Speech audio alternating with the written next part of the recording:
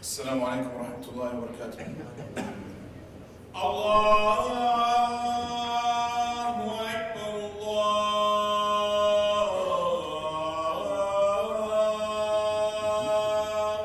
أكبر الله أكبر الله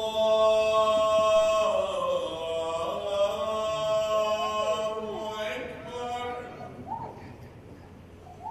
أشهد أن لا إله إلا الله.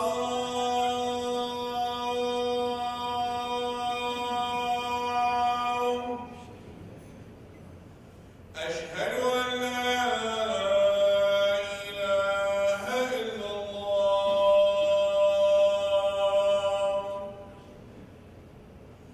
أشهد أن محمدا رسول الله.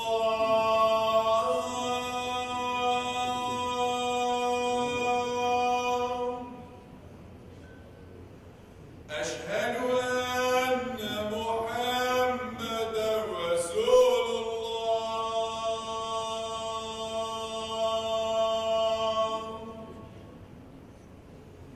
حي على الصلاة.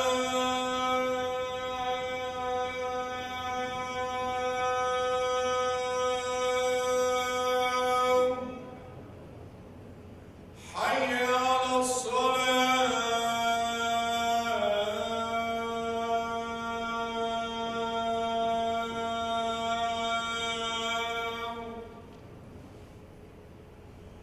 حي على الفلاح.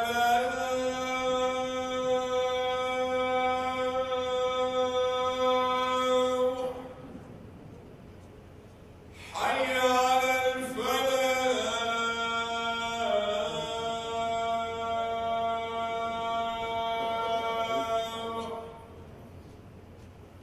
الله أكبر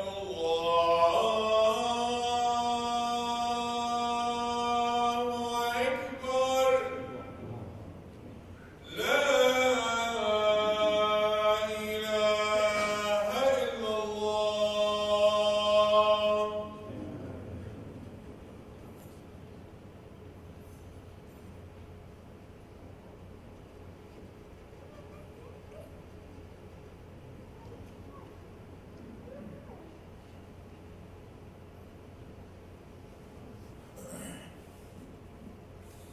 إن الحمد لله نحمده ونستعينه ونستغفره ونستهديه ونعوذ بالله من شرور أنفسنا ومن سيئات أعمالنا. من يهده الله فلا مضل له ومن يضلل فلا هادي له. وأشهد أن لا إله إلا الله وحده لا شريك له وأشهد أن محمدا عبده ورسوله. أما بعد، يا أيها الذين آمنوا اتقوا الله حق تقاته ولا تموتن إلا وأنتم مسلمون. يا أيها الناس اتقوا ربكم الذي خلقكم من نفس واحدة وخلق منها زوجها وبث منهما رجالا كثيرا ونساء واتقوا الله الذي تساءلون به والأرحام إن الله كان عليكم رقيبا. يا أيها الذين آمنوا اتقوا الله وقولوا قولا سديدا يصلح لكم أعمالكم ويغفر لكم ذنوبكم ومن يطع الله ورسوله فقد فاز فوزا عظيما. أما بعد, my brothers and sisters in Islam, Allah subhanahu wa ta'ala commands us in these three verses that we have recited to have the taqwa of Allah, which is the fear, the consciousness, and the awareness of Allah subhanahu wa ta'ala. Part of this taqwa, my brothers and sisters, is that a person is regular and consistent in their devotion to Allah subhanahu wa ta'ala. Regularity for a Muslim is needed. Allah subhanahu wa ta'ala, when He praised the believers, He mentioned that they pray, or He says, إِلَّا الْمُصَلِّينَ. There are negative traits that He mentioned, like stinginess and anxiety and hopelessness and whatnot. And He said, except for the people who pray, إِلَّا الْمُصَلِّينَ. How do they pray? الَّذِينَ هُمْ عَلَى صَلَاتِهِمْ دَائِمُونَ. The ones who are upon their prayer. The word da'imun means always. And it doesn't say that they always pray. It says in their prayer, they are always. This is how you would literally translate it. Meaning that they never stop their worship and their dedication to Allah subhanahu wa ta'ala. Why are we saying this now? Because Ramadan just ended. And it is important and crucial that we are regular even after Ramadan. Just because Ramadan ended doesn't mean that our worship should end as well. Just because Ramadan has ended, this doesn't mean that our taqwa of Allah subhanahu wa ta'ala should end as well. Just because Ramadan has ended, this doesn't mean that Allah subhanahu wa ta'ala is no longer watching us, or that His house is no longer here, or that the 5 daily salawat are not being established in the masjid, or that fasting is still not recommended, or that acts of charity are still not recommended. Many people, they only give charity in Ramadan. And this is a travesty, this is a big problem. Or they only pray extra prayers in Ramadan. Or that they even only pray their fard salah in Ramadan. And that is, wallahi musibah, that is a calamity. That if a person realizes what's going on, a person should never stop their prayers. And a person should never stop their dedication and their devotion to Allah subhanahu wa ta'ala. So the question is now, what is going on? And how can we reverse this? What is going on? First off, we have to identify what actually is going on, inshallah ta'ala, either in our mindset or in our actions or in the environment that we are in. Number one, once we have Eid al-Fitr, we should do futur and not futur. In Arabic, the difference is between a ta and a ta. Futur is breaking your fast. Futur is where you lose energy. Futur is where you no longer have azima or himma to do what it is that you do. You run out of gas. You no longer have the same energy, the same motivation to do the things that you were doing before.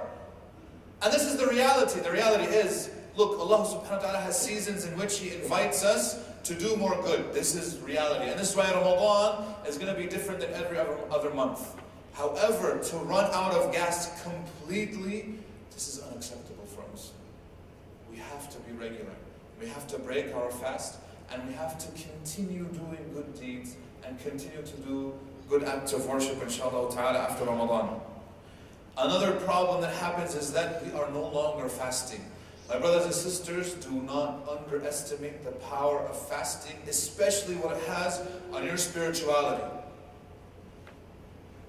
Our Prophet ﷺ, when he was approached by a man, he said, recommend for me a deed that I should do. He wanted to do a good deed, and the Prophet ﷺ looked at him, and from the Prophet ﷺ's experience with this individual, remember this type of recommendation, a lot of times it's specific to the individual, but if you identify the same traits in your own life, then try to do this as well. He tells the man, عَلَيْكَ بِالصَّوْمِ فَإِنَّهُ لَا عِدْلَ لَهُ. He says you should fast because there is no equivalent to fasting. There's nothing that is the same as fasting, either in reward or in the amount of barakah that it actually gives your life.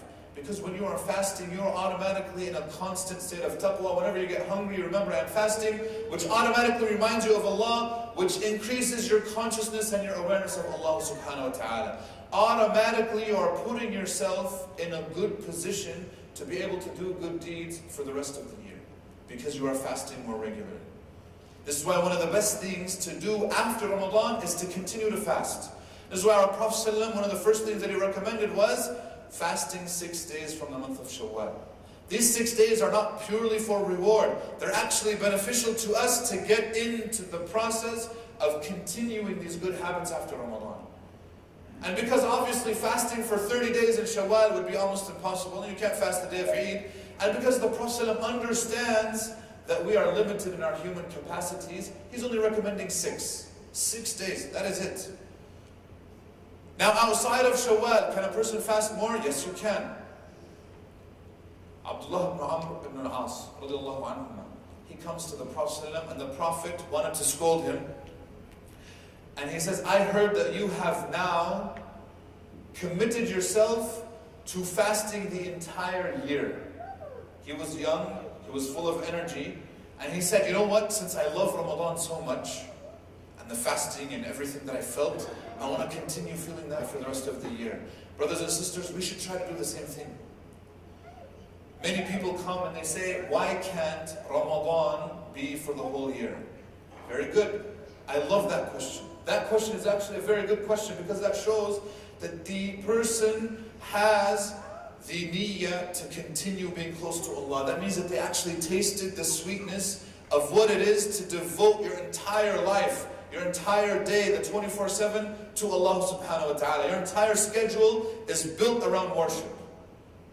And when a person has that, then they understand that there's a ladha, there is a sweetness to that lifestyle that they wish would continue for the rest of the year. But guess what? You can't continue for the rest of the year.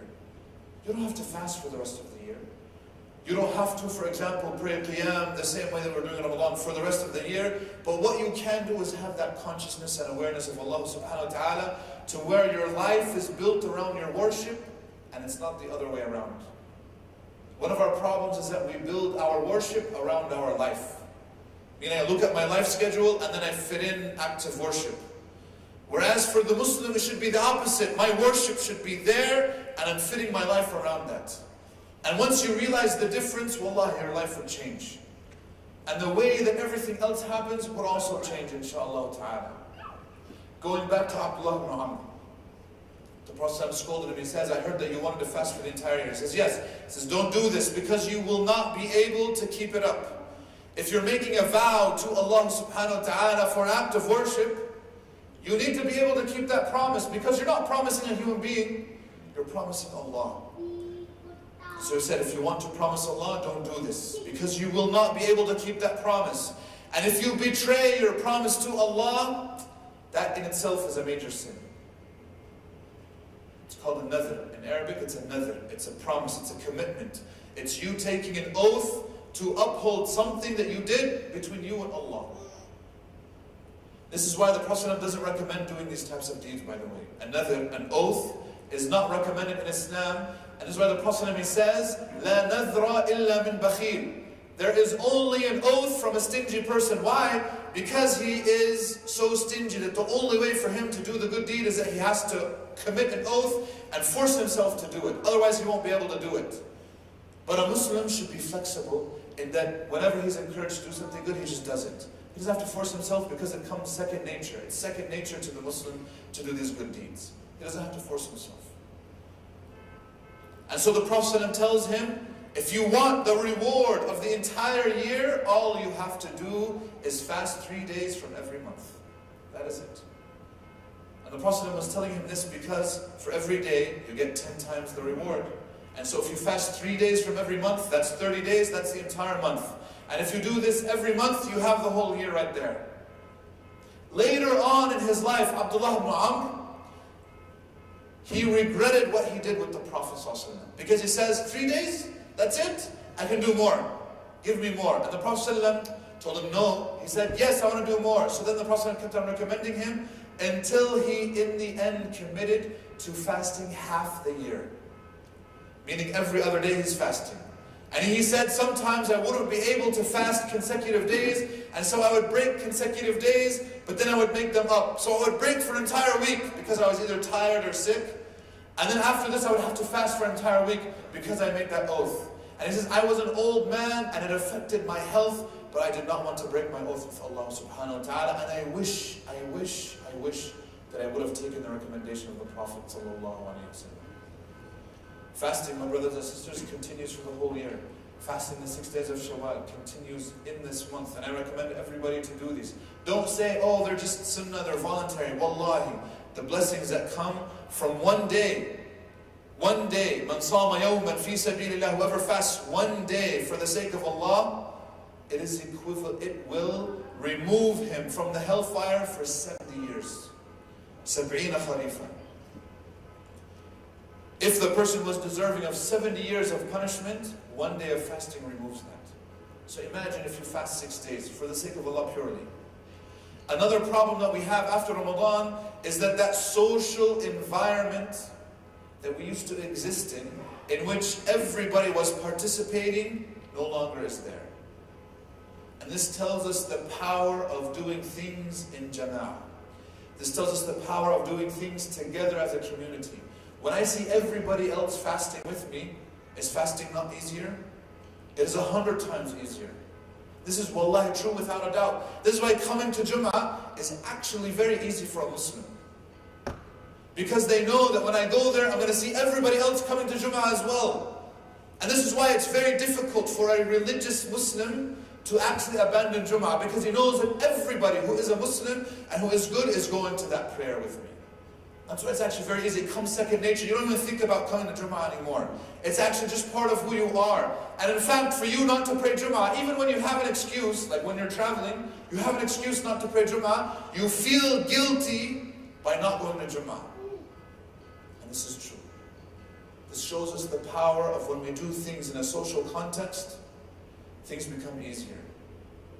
And this is why when I realize that everybody else is fasting with me, it is easier. This is why fasting the 6 days of Shawwal come very difficult for some people, because they don't have that social aspect to the fasting.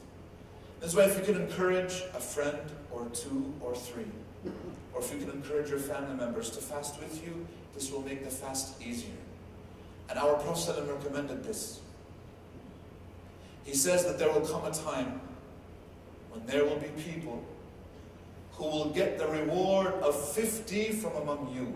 50 people from among you. And the Sahaba said, Ya Rasulullah, maybe perhaps you are referring to them, meaning one person has 50, the reward of 50 from them. He says, no, from you, meaning the Sahaba. They said, Ya Rasulullah, how is this? Of course, they know that they are the Sahaba, they are the first generation of the Muslims, they have the best reward. But he says, how is this possible? He says, لِأَنَّكُمْ تَجِدُونَ عَلَى الْخَيْرِ أَعْوَانًا وَلَا يَجِدُونَ. Because you find people to help you do good, and they don't find anybody to help them to do good. When he's doing the good deed, he's doing it alone. He doesn't have people that are doing it with him. But when you do good, you have people that are helping you. This is why if you have to fast alone, it's so much difficult. But because you're doing it alone, there might be actually more reward. But I would recommend you to do it in a social context. Find a good brother, or a good sister, or your family members, whoever it is, and fast with that individual. Because that will actually help you and assist you, inshallah ta'ala, to be a better Muslim. That's the reality of our situation, and this is why the Prophet ﷺ himself was recommended to take people, good people, to be with him when he worshipped Allah. Where Allah subhanahu wa ta'ala says, وَاصْبِرْ نَفْسَكَ مَعَ الَّذِينَ يَدْعُونَ رَبَّهُمْ بِالْغَدَاةِ وَالْعَشِيِّ يُرِيدُونَ وَجْهَهُ. Have patience with a group of people who worship Allah in the morning and in the evening, seeking the pleasure of Allah subhanahu wa ta'ala alone.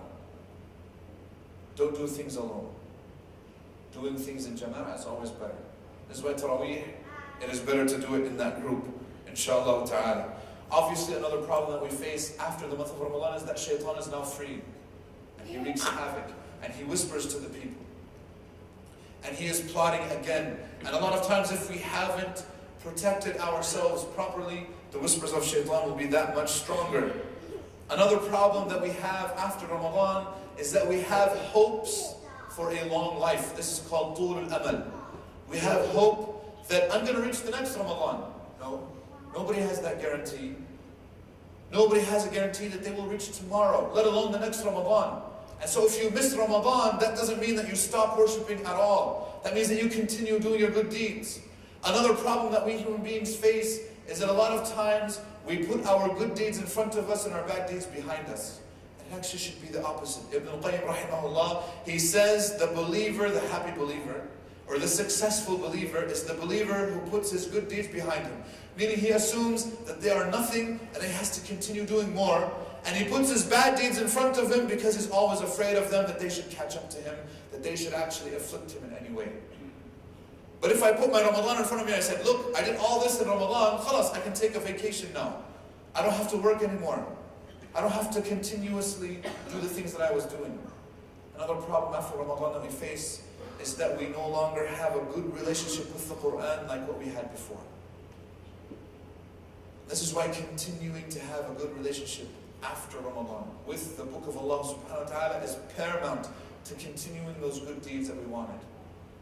Having some time a day, however long it may be, reading the Quran, reflecting upon the Quran, understanding it, listening to a lecture about the Quran, whatever it may be, these will always help us, inshallah ta'ala, develop these types of things. How can we keep up our good deeds after Ramadan? Number one, we have to understand that everything is according to our intentions. And if our intentions are to be diligent Muslims, then we should be diligent throughout the year. This is why our Prophet ﷺ, he says, أَحَبُّ الْأَعْمَالِ إِلَى اللَّهِ أَدْوَمُهَا وَإِنْ قَلَّ. The most beloved of all deeds to Allah subhanahu wa ta'ala are the most regular, even if they are small. And Ibn al-Qayyim rahimahullah, he mentions an example, but in our modern context, it could be viewed as a person going to the gym. With regards to Ramadan. Imagine a person who goes to the gym every day of the year, but he only goes for a half hour to an hour maximum. And imagine that person's health. Versus a person who hits the gym hard for only 1 month, but he's there for 3 hours a day. But then the rest of the year doesn't go. Who do you think is going to be in better shape? Who do you think is going to have more injuries? Or is actually going to be detrimental? And going to the gym perhaps might be harmful for that individual that much. This is what happens to us sometimes. We're the victims of our own success. What do we mean by this? Meaning we spend so much good deeds in Ramadan that we actually lose energy for the rest of the year.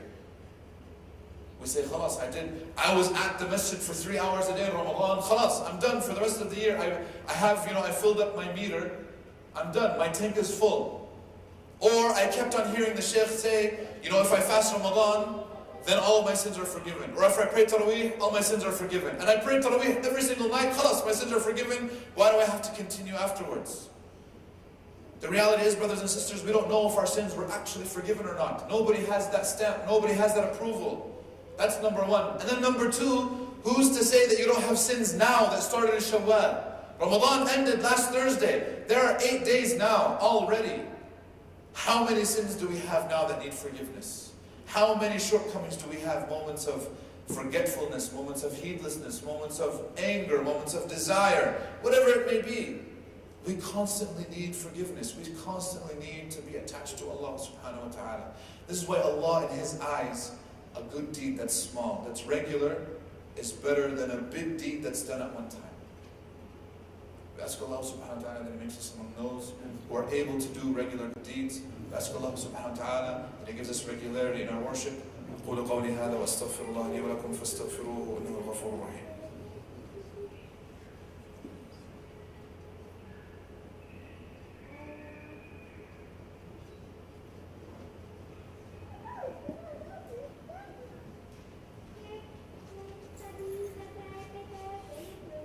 الحمد لله رب العالمين وصلى الله وسلم وبارك على محمد وعلى آله وصحبه وسلم أجمعين أما بعد.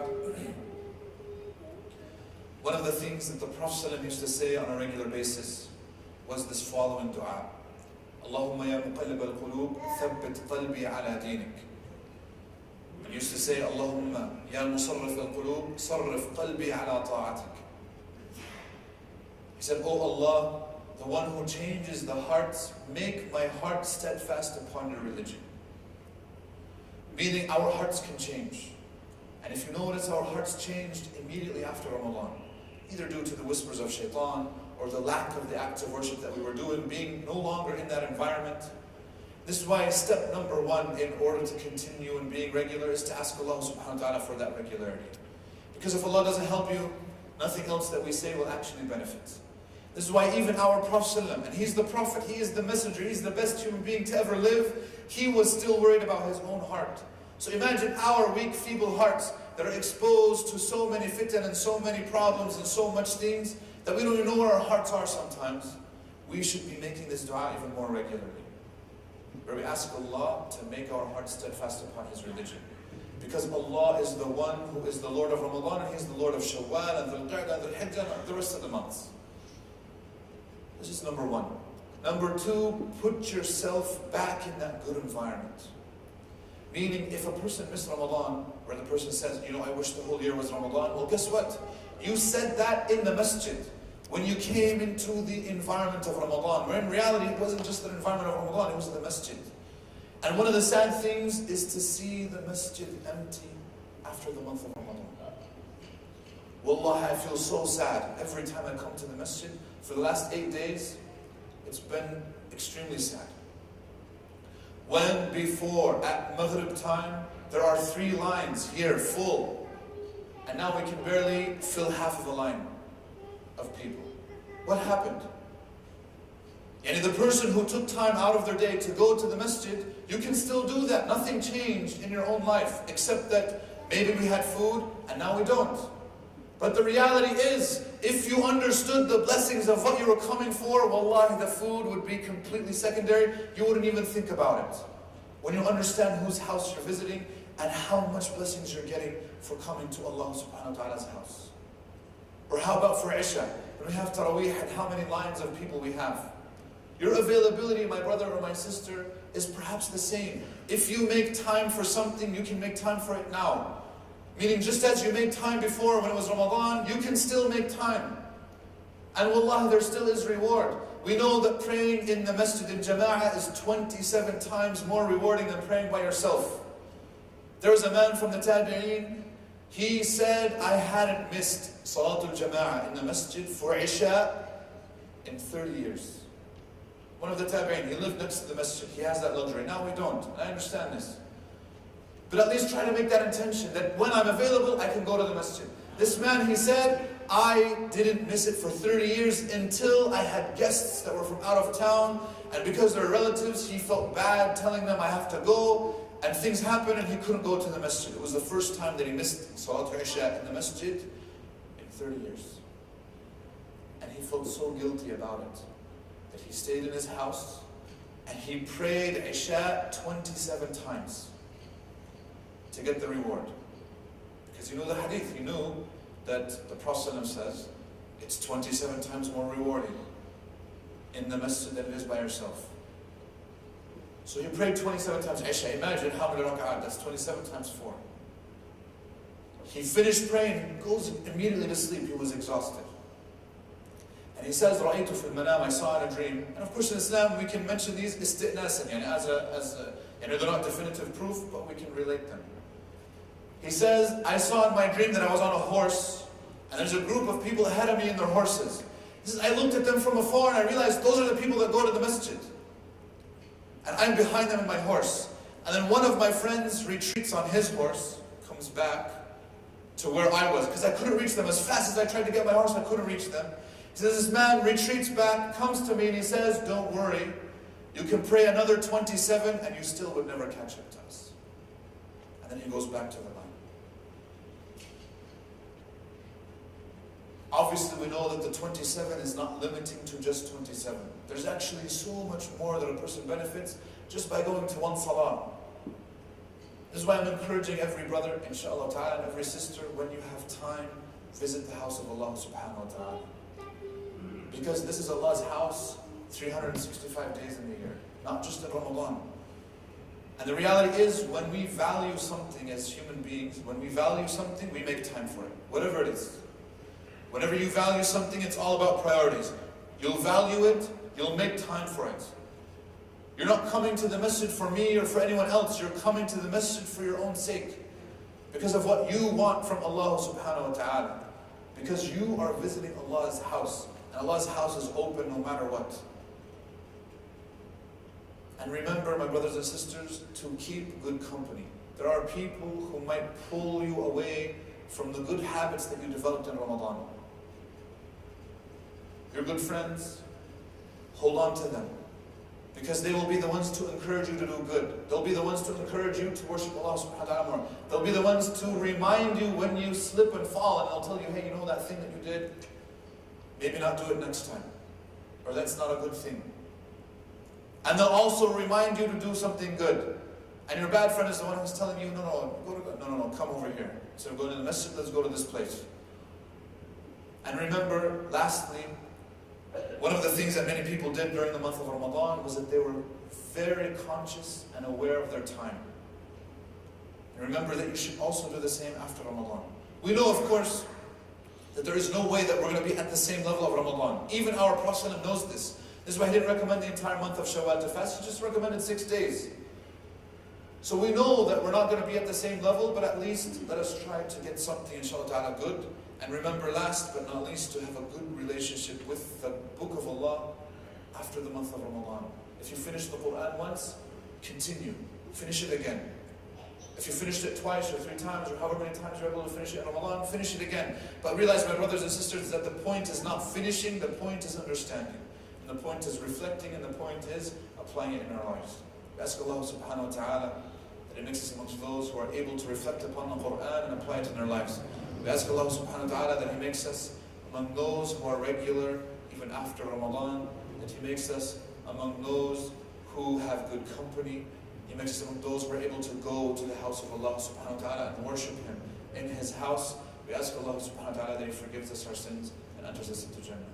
عباد الله إن الله وملائكته يصلون على النبي يا أيها الذين آمنوا صلوا عليه وسلموا تسليما اللهم صل وسلم وبارك على محمد وعلى آل محمد كما صليت وسلمت وباركت على إبراهيم وعلى آل إبراهيم في العالمين إنك حميد مجيد اللهم أعز الإسلام والمسلمين وأذل الشرك والمشركين أعداءك أعداء الدين ربنا اغفر لنا ذنوبنا وإسرافنا في أمرنا وثبت أقدامنا وانصرنا على القوم الكافرين اللهم لا تدع لنا ذنبا إلا غفرته ولا هما إلا فرجته ولا دينا إلا قضيته ولا حاجة من حوائج الدنيا والآخرة إلا قضيتها وسرتها برحمتك يا أرحم الراحمين اللهم يا مقلب القلوب ثبت قلوبنا على دينك اللهم يا مصرف القلوب صرف قلوبنا على طاعتك اللهم أرنا الحق حقا وارزقنا اتباعه وأرنا الباطل باطلا وارزقنا اجتنابه اللهم اجعلنا من التالين لكتابك يا رب العالمين ربنا آتنا في الدنيا حسنة وفي الآخرة حسنة وقنا عذاب النار وصلى اللهم وسلم وبارك على محمد وعلى آله وصحبه الأخيار وأقم الصلاة